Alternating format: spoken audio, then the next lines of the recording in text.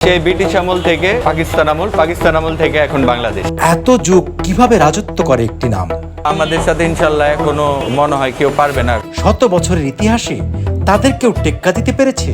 আমাদের ওই প্রাচীন আমলের যে রেসিপি, ওই রেসিপিটাই আমরা ধরে রাখছি আর কি। আমার দাদারা বাবারা করে আসছিল ওই আমল থেকে। লেবু শরবত থেকে বিউটি লাচ্ছি স্টার্টিং, এরপর সময়ের ব্যবধানে লাচ্ছি, এরপরে ফালুদা অ্যাড হয়েছে। ফালুদা আমার বাবা অ্যাড করেছে। এটা আমরা যে জাল দেই, জালের মধ্যে আমার ক্যাপাসিটি আপনার জাল দিলে হইব না। রামগো তাল আমরা বানাইছি, ব্যবসা করেছি। আমার এই ধরনের আমরা অনেক কিছু খেয়েছি, কাচ্চি খেয়েছি, ফালুদা খাইছি, দই চিড়া খাইছি। মাসে 2-3 বার আসা পড়ে, অনেক ভালো লাগে। এটা রাত্রেও অনেক হয়, অনেক মজা হয়। বিউটি লাচ্ছি, ফালুদা অনেক মজা। এখন আগে যেমন ছিল, এখন আগের চাইতে অনেক বেটার আল্লাহর রহমতে। আগের থেকে কোয়ালিটি, গুণগত মান, আমাদের ওই যে আগের যে কোয়ালিটি আমরা এখনো ধরে রেখেছি আর কি। দাদার আমলের, বাবার আমলের যে কোয়ালিটি আমাদের ছিল। আমাদের এখানে যা দেখছেন সব নিজস্ব ফ্যাক্টরিতে বানানো, দধি বিএসটিআই লাইসেন্স অনুমোদিত।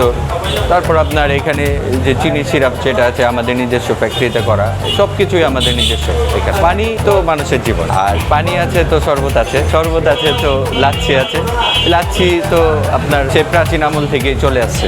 লাচ্ছির মৃত্যু নাই। টেস্ট আমাদের ওই যে দধিটার উপরে, আর আমাদের ওই যে চিনির যে সিরাপটা আছে ওইটার উপরে আমাদের টেস্ট। দধিটা আমাদের সম্পূর্ণ গাভীর দুধ দিয়ে তৈরি আর কি। এই দধিটা আমাদের ওয়েদারের উপরে, ওয়েদার ভালো থাকলে দৈনিক 500-700 গ্লাস, 1000 গ্লাস বিক্রি হয়। স্পেশালিটি এটা আমরা শরবতে যে মিষ্টিটা, ওইটা আমরা নিজেরা তৈরি করি। এটা চিনি, মধু, জাফরান মিক্স করে আমরা এটা সিরাপটা তৈরি করি। আমাদের এই ব্যবসা 4 পুরুষ যাবৎ চলতেছে। 5 ধরনের পানীয় দিয়ে আমাদের এই এত বড় দোকান। আমাদের সবকিছু হাতে বানানো, আমরা কোনো মেশিন ইউজ করি না। সেই প্রাচীন আমল থেকে যেভাবে বানাই, ঘুটনি দিয়ে, এবং আপনার ওই যে দেখতে পাচ্ছেন একটা হাড়ির মতো আছে, ওইটার ভিতরে আমরা হাতে তৈরি করি লাচ্ছি। ঘুটে হচ্ছে যে 2-3 মিনিটের মতো ঘুটে, তাহলে হয়ে যায় লাচ্ছি আমাদের তৈরি হয়ে যায়। অন্য ব্যবসা যারা করে লাচ্ছি বা জুসের ব্যবসা করে যারা, ওনারা তো হাতে করে না, ওনারা ব্লেন্ডারে করে লাচ্ছিটা তৈরি করে। আর আমরা তো সেই প্রাচীন আমল থেকে আমাদের দাদারা বাবার একটা মাপ শিখিয়ে দিয়েছে যে এইভাবে করবে। আমরা ওইভাবে, মানে লাচ্ছি তো বানানোর একটা